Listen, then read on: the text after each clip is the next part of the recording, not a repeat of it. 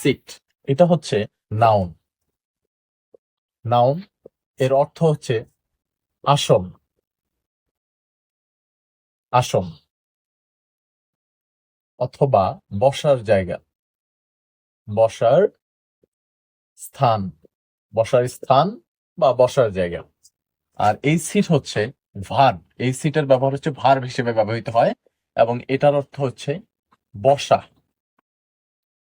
বসা এটা অর্থ হচ্ছে বসা। যেমন প্লিজ রিয়াল, please take your seat,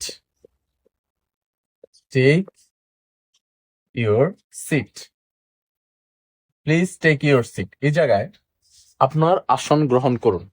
take গ্রহণ করা, আর ইউর মানে আপনার বা তোমার, সিট আসন, আপনার আসন গ্রহণ করুন বা আপনার জায়গায় নিন। এরপর বাট সিট হচ্ছে